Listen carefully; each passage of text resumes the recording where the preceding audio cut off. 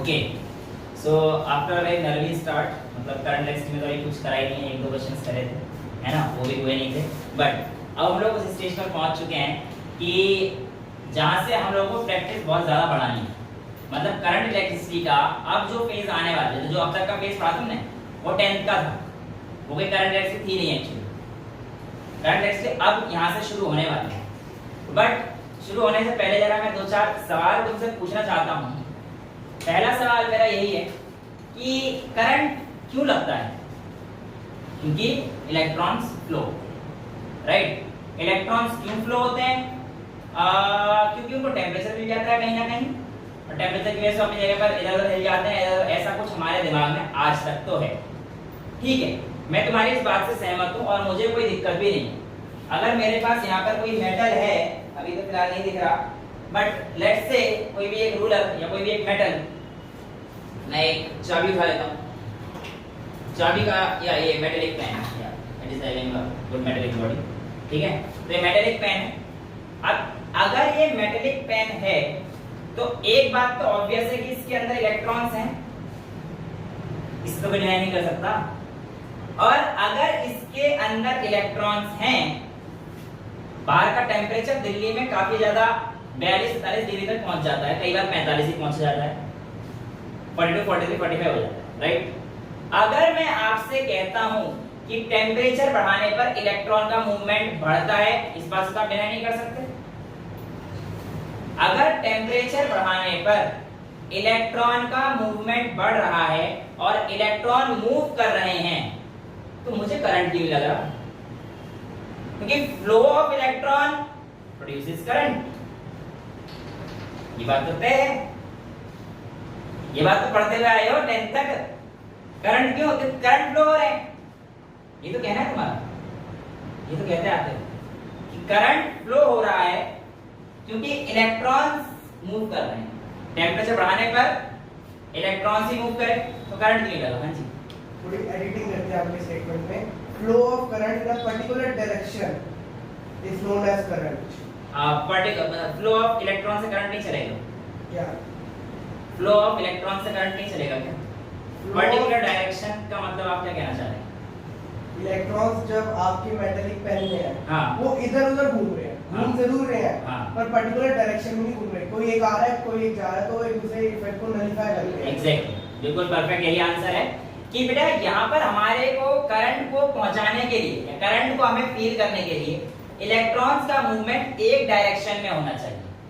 But यहाँ पे ऐसा कैसे हो पा रहा है कि इलेक्ट्रॉन्स एक दूसरे के इफेक्ट को नलिफाई कर रहे हैं? जो बात साहिल जी ने बोली बिल्कुल परफेक्ट बोली है कि आपके सर जो इलेक्ट्रॉन्स है ना, वो भले ही टेम्परेचर बढ़ाने पे मूव कर रहे हैं इधर-उधर, बट आप ऐसा समझिए कि आपके उस मेटेलिक पेन में अगर एक इलेक्ट्रॉन इधर आ रहा था, तो दूसरा इलेक्ट्रॉन इधर तुरंत ही आ गया। इसने इसके इफेक्ट जैसे उड़ा एक खत्म कर दिया। ये सिर्फ एक इलेक्ट्रॉन के साथ नहीं हुआ, जितने भी इलेक्ट्रॉन थे उन सब के साथ यही हो रहा है। यानी कि उनकी सारी जितनी भी वेलोसिटी थी, जितने भी टाइम के लिए थी, सब इधर उधर ठुक ठाक के बैठ गई। रिजल्ट टाइम वेलोसिटी क्या हो गई उसकी? 0। यानी कि कोई भी इलेक्ट्रॉन वहां पे मूव एक्चुअली किया ही नहीं, किया माना, बट एवरेज 0। जब एवरेज 0 हो गया तो आपको कोई करंट नहीं लगा। जैसे एक इलेक्ट्रॉन दूसरी तरफ से उठ के इधर जा रहा था, रैंडम डायरेक्शन में कोई भी जा सकता है, बट इतने दूसरे इलेक्ट्रॉन इधर आके ठुक गया उससे। ऐसे इतने सारे ऐसे चलते रहे, बट ठुक के सारे कोई दिक्कत ही नहीं। इसीलिए आपके पास जो नेट वैल्यू आती है, एवरेज वैल्यू आती है, वो क्या आती है आपकी? 0। और इसीलिए आपको मेटेलिक कंडक्टर से कोई भी शॉक नहीं लगता है लिखते समय या कुछ होते समय। बट जाड़ों में आपने कई बार देखा होगा वूलन कपड़ों से आपको शॉक लग जाता है, वो इलेक्ट्रोस्टैटिक्स का फेनोमेनन है। उसको इसमें प्लीज कंफ्यूज मत करना, ठीक है? समझ में आया? तो मैकेनिज्म ऑफ करंट फ्लो या ड्रिफ्ट वेलोसिटी, जो भी हमारे पास बहुत सारी चीजें आने वाली हैं, इसको अब हम लोग अगर देखते हैं कि प्रैक्टिकली तो अभी नहीं, पहले डेरिवेशन देख लेते हैं कैसे क्या कहती है 12th क्लास के बोर्ड्स के हिसाब से, फिर हम लोग न्यूमेरिकल्स भी करेंगे और जो प्रैक्टिकल्स पोटेंशियोमीटर, मीटर रेंज वगैरह के, रेजिस्टेंस वगैरह के होंगे वो हम लोग करेंगे, इसकी आप टेंशन मत लीजिए, ठीक है? स्टार्ट करूंगा तो मैं ये बोल सकता हूं कि जो मेरे पास u एवरेज है, u एवरेज मतलब जो उनकी वेलोसिटी आई होगी, इनिशियल वेलोसिटी जितने से भी आए होंगे, बात तो यही है ना। तो ये हमारे पास u average is equal to u1 plus u2 plus u3 plus कितने इलेक्ट्रॉन्स होंगे मुझे नहीं पता यार, उस पेन के अंदर कितने इलेक्ट्रॉन्स थे मेरे को अभी नहीं पता, मैं मान के चल लेता हूं let's say n number of electrons, तो u average is equal to un by n, ये वेलोसिटी है तो यहां पे आप लोगों के पास वेक्टर लगाना जरूरी है, इतना तो क्लियर है। अब जब कोई भी पार्टिकल मूव करता है, जब कोई पार्टिकल मूव कर रहा था तो आपने F is equal to QE पढ़ा था, उस पे लगने वाला फोर्स पढ़ा था ना। तो अब यहाँ पर इलेक्ट्रॉन की वजह से F is equal to QE, E क्या है हमारे पास इलेक्ट्रिक फील्ड, करंट कब लगेगा जब एक पर्टिकुलर इलेक्ट्रिक फील्ड एक डायरेक्शन में जाएगी, अगर इलेक्ट्रिक फील्ड आपकी एक डायरेक्शन नहीं जा रही है तो आपको करंट नहीं होगा महसूस, लेकिन अगर आपने इलेक्ट्रिक फील्ड दे दी उसी को तो आप पढ़ दिखा देना उस मेटेलिक पेन को, ना यकीन तो बता देना, लगवा दूंगा शौक जिसको खाना है। सो F is equals to QE और I can say MA is equals to QE, और ये हमारे पास माइनस है QE, क्यों इलेक्ट्रॉन यहाँ पर है, क्यों यहाँ पे बेसिकली इलेक्ट्रॉन के लिए है, और इलेक्ट्रॉन इलेक्ट्रिक फील्ड जैसे इस तरफ जा रहा था, इलेक्ट्रॉन का मूवमेंट इस तरफ हो तो ये माइनस के साइन का होगा। सो A is equals to minus QE by n, ये तो हम लोग इलेक्ट्रोस्टैट्स में भी कर चुके हैं, राइट, यहाँ तक क्लियर है, यहाँ तक तो कोई डाउट नहीं। अब आप लोगों के पास एक चीज होती है जिसे हम लोग बोलते हैं रिलैक्सेशन टाइम, क्या बोलते हैं बेटा रिलैक्सेशन टाइम, क्या होता है देखिए, time interval between two successive collision of an electron, मतलब एक इलेक्ट्रॉन यहां से चला दूसरा इलेक्ट्रॉन यहां चला, जैसे ये वाला इलेक्ट्रॉन इससे कोलाइड हुआ, इस टाइम के गैप को बहुत ही छोटा सा होता है, नन्हा सा, आप क्या बोलेंगे रिलैक्सेशन टाइम, सक्सेसिव कोलिजन के बीच के टाइम इंटरवल को आप क्या बोलेंगे बेटा रिलैक्सेशन टाइम। उसको अगर हम लोग बात करते हैं यहां पर टाउ से दिया जाता है, राइट, एक के टाउ टॉर में भी यूज होता है, आप टी भी ले सकते हो, कोई फर्क नहीं पड़ने वाला, कॉन्सेप्ट समझने में यहाँ पे ज्यादा जरूरी है। अब अगर मेरे पास उस इलेक्ट्रॉन के अंदर एक्सीलरेशन भी है, टाइम भी दे रखा है, u भी दे रखा है, तो एक इक्वेशन थी, अगर मैं कहता हूं फॉर फर्स्ट इलेक्ट्रॉन, मेरे को 7-8 इलेक्ट्रॉन 10 इलेक्ट्रॉन 50 इलेक्ट्रॉन 1000 इलेक्ट्रॉन मुझे नहीं पता कितने, पर मुझे एक चीज पता है कि अगर मुझे उसकी वेलोसिटी निकालनी है फर्स्ट इलेक्ट्रॉन की, तो v1 is equals to u1 plus a into t हो जाएगा, v is equals to u plus at हो जाएगा बेटा, और सिमिलरली हमारे पास v2 कितना हो जाएगा u2 plus a times tau, ये tau1 ये tau2, ये तो कांस्टेंट ही रहेगा, a में क्या चेंज आएगा, a में थोड़ी चेंज आएगा, a कांस्टेंट रहेगा, चेंज होगा तो ये चेंज हो रहा है, टाइम ऑफ ये रिलैक्सेशन टाइम चेंज है। ऐसे हमारे पास vn कितना आ जाएगा un plus a times tau n, v is equal to u plus a। अब अगर मैं इन सब को एवरेज करके लिखूंगा तो मेरे पास v एवरेज कितना आ जाएगा बेटा भाई u1 plus u2 plus u3 dot dot dot un by n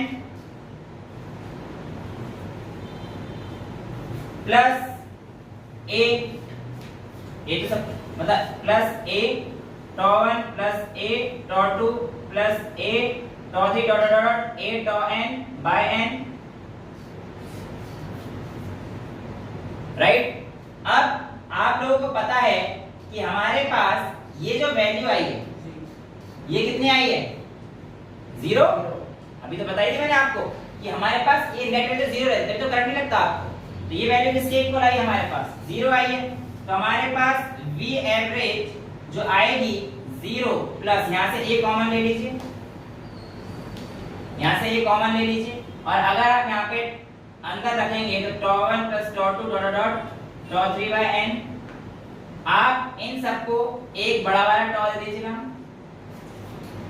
ठीक है, और ये कंप्लीट क्या होगा रिलैक्सेशन टाइम ये आपका रहने वाला है एवरेज रिलैक्सेशन टाइम के हमारे पास रखने वाले हैं, तो tau1 plus tau2 n is equals to tau आने वाला है हमारे पास। तो हम लोग कह सकते हैं कि हमारे पास जो v एवरेज आया वो क्या आ गया a टाइम्स tau। अब इस a को यहाँ पे रख दीजिए, a को यहाँ पे रख दीजिए। आप चाहे तो साइन यूज कीजिए ना कीजिए वो आपके ऊपर है, बट मैं आपको बता रहा हूँ अगर किसी क्वेश्चन में आपको दो आंसर दे रखे हैं प्लस और माइनस का, तो इसका मतलब आपसे वो साइन यूज करवाने के लिए कह रहा है, तो आप उसमें कीजिएगा, राइट। तो अभी मैं साइन को हटाया तो साइन कॉन्सेप्ट में समझ में आ गया होगा कि मैं अगर इलेक्ट्रॉन यूज करूंगा तो क्या है। तो हमारे पास v एवरेज की वैल्यू कितनी आ जाएगी बेटा?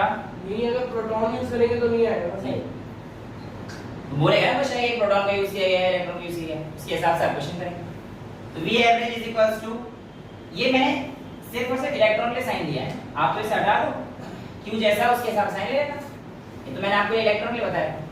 a की वैल्यू कितनी आ जाएगी? v average is equals to q e tau by m आ जाता है।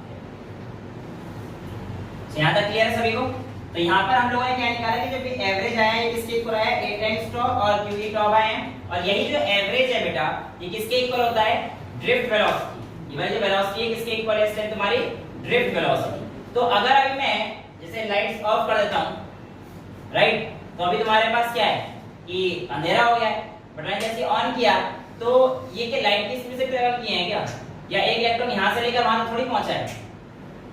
एक्चुअल में क्या है कि सर्किट में इलेक्ट्रॉन्स तो पहले से ही सेटअप है, वायर में तो ऑलरेडी इलेक्ट्रॉन्स हैं ही, लेकिन आप लोगों ने स्विच ऑन किया, एक इलेक्ट्रॉन ने दूसरे को पुश किया, दूसरे ने तीसरे को, तीसरे पुश करके, ये चीज बहुत तेजी से हुई है। जैसे ही आपने स्विच किया इलेक्ट्रिक फील्ड सेटअप हो गया विद इन नो टाइम, उसकी वजह से लाइट जली है, और जो वेलोसिटी जो वहां पे गई है वो आपकी क्या थी? Drift velocity. Now what is the relation between current and drift velocity? Current और ड्रिफ्ट वेलोसिटी में क्या रिलेशन है, आइए एक बार चेक कर लेते हैं, ठीक है। अब यहाँ पर हमारे पास जो करंट होता है वो आप लोगों को पता है क्या फॉर्मूला होता है, आप क्वेश्चंस कर चुके हैं, I = Q/T। Charge per unit time आप लोगों के पास, या चार्ज पर यूनिट तो ये बोलूं, rate of flow of charge बोल सकता हूं, यूनिट के तो 1 एम्पीयर डिफाइन करूंगा तब मैं यूनिट बोलूंगा, राइट। अब यहां पर मैं अगर बात करने जा रहा हूं कि what is the relation between drift velocity and current, okay, इसको समझने के लिए आपको एक छोटी चीज समझनी पड़ेगी। मेरे पास एक कंडक्टर है और इस कंडक्टर का जो लेंथ है वो आपको प्रोवाइडेड है कि इस कंडक्टर की लेंथ L, पूरे यहां से आकर अंदर की मसौदा पूरे कंडक्टर की लेंथ है, ठीक है। ये मैंने एक्सटर्नल बैटरी से कनेक्ट कर दिया है, और यहां पर अगर आप देखेंगे तो जो कन्वेंशनल करंट की डायरेक्शन है वो पॉजिटिव से नेगेटिव, वो इस तरफ जा रही होगी कन्वेंशनल करंट की, लेकिन इलेक्ट्रॉनिक करंट हमेशा कन्वेंशनल के उल्टा चलता है, तो इलेक्ट्रॉनिक करंट की डायरेक्शन हमारे पास इस तरफ जा रही है। इलेक्ट्रिक फील्ड ऑब्वियस सी बात है हमारे पास इधर से इधर सेटअप हो रखा होगा, तो इलेक्ट्रिक फील्ड हमारे पास इधर से इधर की तरफ जा रहा है। अब मैं आपसे कहता हूं कि इस कंडक्टर के अंदर जिसका लेंथ L है बेटा, कितने नंबर ऑफ इलेक्ट्रॉन्स हैं, तो आप कैसे निकालोगे? आप कहोगे सर सिंपल सी बात है, हमें नहीं पता, अभी तो नहीं पता ना। Let's say n number of electrons, n number of electrons into इसका वॉल्यूम आ जाएगा मेरे पास कितने इलेक्ट्रॉन, तो वॉल्यूम में मैं लिख सकता हूं एरिया इनटू लेंथ, भाई एरिया इसका हमें दे रखा है, इनटू लेंथ कर दूंगा, एरिया इनटू लेंथ वॉल्यूम मिल जाएगा, ये तो बच्चों का खेल है, राइट। बट नहीं, ये तो मैंने अभी मैंने निकाला नंबर ऑफ इलेक्ट्रॉन, चार्ज निकालने के लिए उन इलेक्ट्रॉन्स की e की मल्टीप्लाई करनी पड़ेगी, number of electron n number of electrons है। अब उसके चार्ज को मल्टीप्लाई करूंगा तभी तो जाके q निकलेगा, तो आपके पास ये तो हो गए number of electrons, but charge कितना हो जाएगा जब आप इन नंबर ऑफ इलेक्ट्रॉन्स में मल्टीप्लाई करेंगे इलेक्ट्रॉन के charge, n into e into a into l, ये आपके पास चार्ज आ जाएगा बेटा, यहां तो कोई दिक्कत नहीं होनी चाहिए। अब मेरे से आगे पूछता है कि रिलेशन किसका निकालना है, I और VD का, कहीं ना कहीं से मेरे को जुगाड़ करके लाना पड़ेगा कुछ। अब आप लोगों को एक चीज तो बता दी है कि कंडक्टर के अंदर जो वेलोसिटी जाती है वो कौन सी वेलोसिटी होती है? ड्रिफ्ट वेलोसिटी होती है। अभी हमने देखा, समझ पा रहे हो कहानी को, कंडक्टर के अंदर जो वेलोसिटी हमारे पास कौन सी है? ड्रिफ्ट वेलोसिटी, यानी किसके अंदर सेटअप हो रखी है, हमारे पास क्या हो रखा है? ड्रिफ्ट वेलोसिटी सेटअप हो रखी है बेटा। अब जब ये ड्रिफ्ट वेलोसिटी सेटअप हुई और इसकी लेंथ l है, तो यहां से यहां तक पहुंचने में टाइम कितना लगा मैं कैलकुलेट कर सकता हूं। Speed is equal to distance upon time. तो मैं कह सकता हूं मेरा drift velocity is equal to speed is equal to distance l upon में t। तो t किसके इक्वल आ जाएगा, l अपॉन में vd। चलेगा, ये t नॉर्मल हो रहा है। हाँ ये नॉर्मल टाइम जो यहां से लेकर यहां तक पहुंचने का, मुझे नहीं पता कितना, बट मुझे एक चीज पता है कि मेरा करंट बराबर होता है चार्ज अपॉन में time, rate of flow of charge. Q की वैल्यू आप लोगों के सामने मैंने यहां से n into E into A into L निकाल लिया अपॉन में टाइम की वैल्यू L by VD है। इस VD से ऊपर पहुंच जाएगा और L से L कट जाएगा, तो आपके पास I is equals to NEA VD। ये आपका रिलेशन आ जाता है कि आप लोगों के पास किस तरीके से वेरी करता है। देखो इसमें जो VD हमारे पास ये वेक्टर क्वांटिटी है, ठीक है, जो वेक्टर क्वांटिटी उसके ऊपर एरो लगा लेते हैं।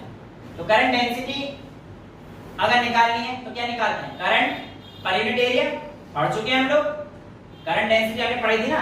तो करंट डेंसिटी कितनी हो जाएगी, I by A। Current density per unit area, तो करंट डेंसिटी कितना आ जाएगा, N E A से A खत्म, V D भाई N E A V D by A कर दो, तुम्हारे पास करंट डेंसिटी कितना आ जाएगा, N E V D। This is the relation between drift velocity and the current. और ये करंट डेंसिटी हमारे पास एरिया पर डिपेंड नहीं कर रही। अब जब हम लोग करंट डेंसिटी तक पहुंच चुके हैं, J करंट डेंसिटी J है ना, यहां तक पहुंच चुके हैं, वो एक वेक्टर क्वांटिटी है, ये तुम्हें पता होगा कि पहले कर चुके हैं। अब हमसे कहता है कि आप इसका इस्तेमाल करके ओम्स लॉ को रिड्यूस कीजिए। क्या कीजिए, ओम्स लॉ को रिड्यूस कीजिए। तो ओम्स लॉ आप कैसे निकालेंगे इससे, आइए समझ लेते हैं। वैसे तो हम लोगों को कोई दिक्कत आनी नहीं चाहिए, बट क्योंकि बच्चे हो, बारी में पहली बार आए हो, है ना, तो दिक्कत आ सकती है। और कितनी बार लेके आओगे बारी। चलिए, ड्रिफ्ट वेलोसिटी की वैल्यू हमारे पास कितनी आई है बेटा, ड्रिफ्ट वेलोसिटी की वैल्यू कितनी आई है हमारे पास, e tau by m या q e tau by, जो भी तुम्हारे पास आएगी, q लिख सकते हो, माइनस लिख सकते हो, plus e, depending on the charge. तो मेरे पास आई थी e tau by m। यहां तक तो क्लियर है, m ही लिखा है मुन्ना। तो ये हमारे पास वैल्यू ये। अब मेरे को पता है I की value N E A V D थी। अब इस कंडक्टर में मैंने इस पोटेंशियल डिफरेंस V को दिया है और यहाँ पे एक इलेक्ट्रिक फील्ड सेटअप हुआ है, इसकी लेंथ L है।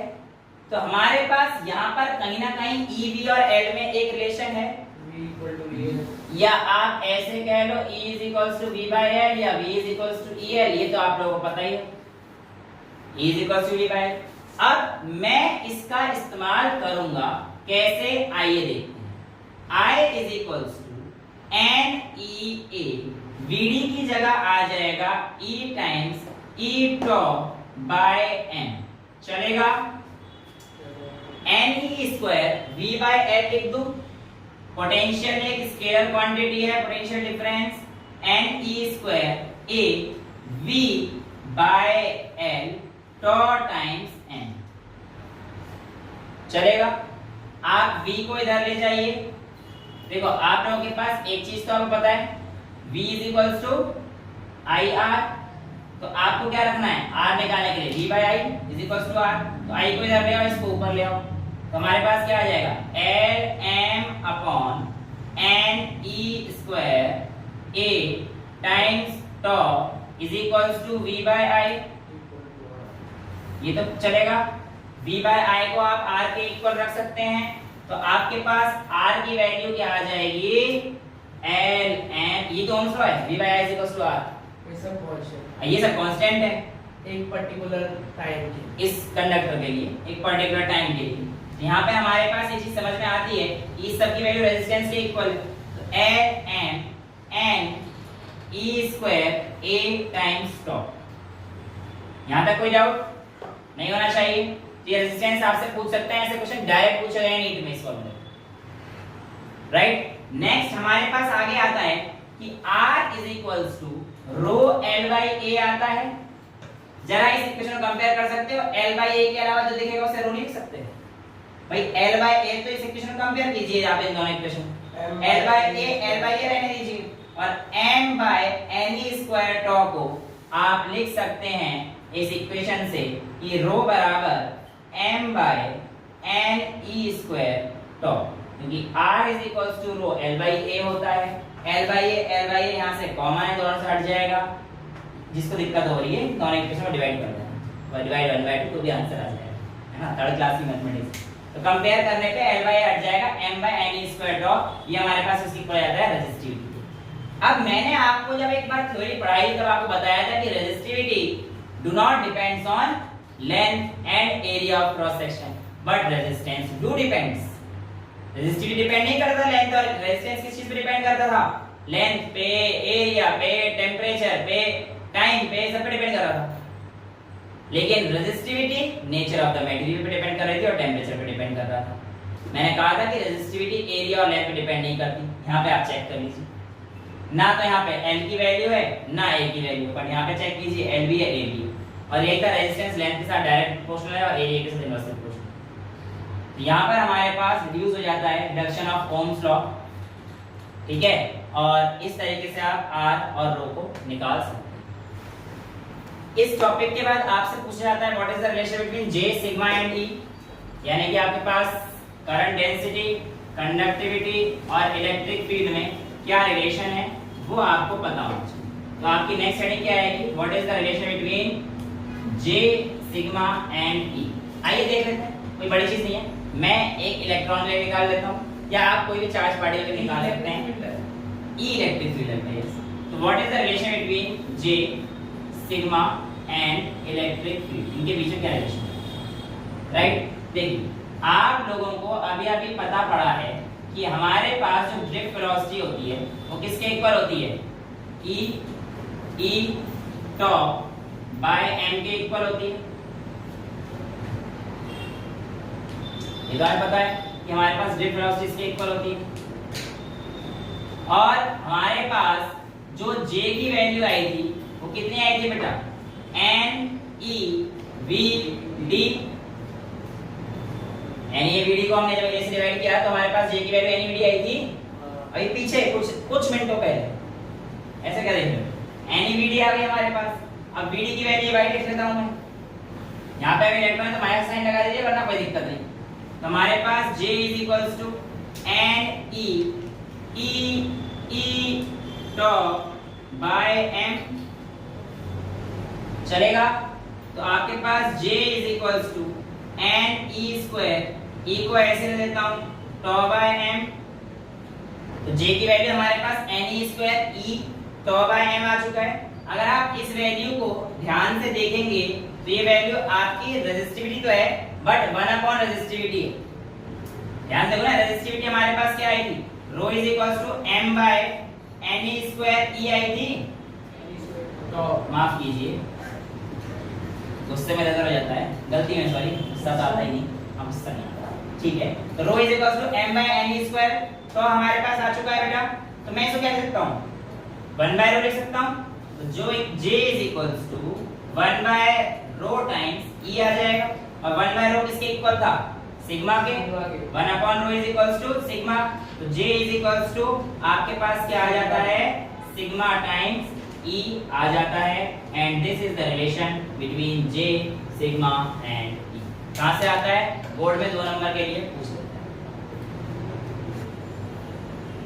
अगला एक थ्योरेटिकल कॉन्सेप्ट जो आप लोगों से पूछ लेते हैं ये है कि alloys have greater resistivity than their constituent metals, यानी कि एलॉय के पास एज अ होल के पास उसकी रेजिस्टिविटी ज्यादा होती है एज कंपेयर टू जिस एलिमेंट या जिस मेटल के वो बने होते हैं उनके ऊपर। क्या ये बात सही है, हाँ जी सही है। और कैसे, आइए समझते हैं। मान के चलिए मेरे पास एक निकेल क्रोमियम या निकेल कॉपर, कोई भी आपके पास सब्सटेंस है, एलॉय आपको पता है, alloy is a homogeneous mixture of a metal and non metal और metal with metal, but two non metals can never form alloy. कोई सा भी, ठीक है। तो हमारे पास जिंक, क्यों कोई सा भी ले ले, वो भी 2+ में आएगा, Na भी 2+ में लिखाऊंगा मैं तो हमारे पास Ni2+ और Cu या कोई भी से आप ले सकते हैं। मेरे को उससे मतलब नहीं है। लेकिन यहाँ पर हमारे पास क्या है, Cu प्लस का ले लो, Ni2 प्लस का ले लो, Cu भी तो 2 प्लस है, मिल जाए, मैं मना नहीं कर रहा। तो यहाँ पर क्या है कि जो एलॉय है वो तो अब होमोजेनियस मिक्सचर बन चुका है, तो ये तो एलॉय है, इसमें तो हमें कोई दिक्कत नहीं है, राइट। बट होता क्या है कि इस एलॉय के अंदर हमारे पास निकेल के और कॉपर के आयंस, जो कि साइज में क्या होते हैं, डिफर करते हैं। ऑब्वियसली बात है कि आयन साइज में डिफर करेंगे ही करेंगे। अब इलेक्ट्रॉन की एक खासियत थी, भैया जब पहले सिंपल निकेल निकेल मिल रहा था, उसे पता था कि हर बार जो है मेरे को सेम ही रेजिस्टेंस ऑफर होना है, सेम ही चीज ऑफर होनी है। लेकिन यहाँ पे तो इलेक्ट्रॉन को पता ही है ना किधर जाना है। मान के चलिए यहाँ पर निकेल का गड्ढा है, वहां से जा रहा था, इसको एक बार याद था, फिर कॉपर का बड़ा वाला गड्ढा आ गया। अच्छा वो बड़ा वाला गड्ढे का तैयार था, फिर निकेल का छोटा वाला गड्ढा आ गया। मतलब इनका लैटिस जो हमने सॉलिड स्टेट में पढ़ा है वो एक रेगुलर पैटर्न में होता है, बट एक इलेक्ट्रॉन में तो वो रेगुलर का मतलब ये है ना, कभी छोटा कभी बड़ा, कभी छोटा कभी बड़ा आ रहा है। तो इसका मतलब इलेक्ट्रॉन जैसे ही को पार के डिफ्लेक्शन बहुत ज्यादा आ रहा है, इलेक्ट्रॉन डिफ्लेक्ट हो रहा है। और डिफ्लेक्ट होते समय ऐसा तो है नहीं कि बहुत लंबे समय तक के लिए चल रहा हो, रिलैक्सेशन टाइम बहुत ही छोटा है, थोड़ा सा आगे बढ़ा फिर डिफ्लेक्ट हो गया हो, थोड़ा सा आगे फिर डिफ्लेक्ट, क्योंकि इसके अंदर हमारे पास वैकेंसीज हैं, निकेल और कॉपर की वैकेंसीज पड़ी हुई हैं, या निकेल क्रोमियम जिंक कॉपर कुछ भी हो, उनकी वैकेंसीज पड़ी हुई हैं। और उनकी वैकेंसी आने की वजह से क्या हो रहा है, इलेक्ट्रॉन फटाफट से डिफ्लेक्ट होता जा रहा है, खाली जगह जा रहा है, यानी कि उसका रिलेक्शन टाइम क्या हो रहा है, बहुत ही कम हो रहा है, कॉलिजन ज्यादा हो रहा है। और यही तो कारण होता है रेजिस्टेंस का, जितना नंबर ऑफ कॉलिजन ज्यादा होता है और डिफ्लेक्शन रिलैक्सेशन टाइम कम होता है, deflection time basically relaxation time पे डिपेंड करता है, वो भी ठीक है। जितना नंबर ऑफ कॉलिजन ज्यादा होगा, रिलैक्सेशन टाइम कम होगा, रेजिस्टेंस क्या हो जाएगा, बढ़ जाएगा।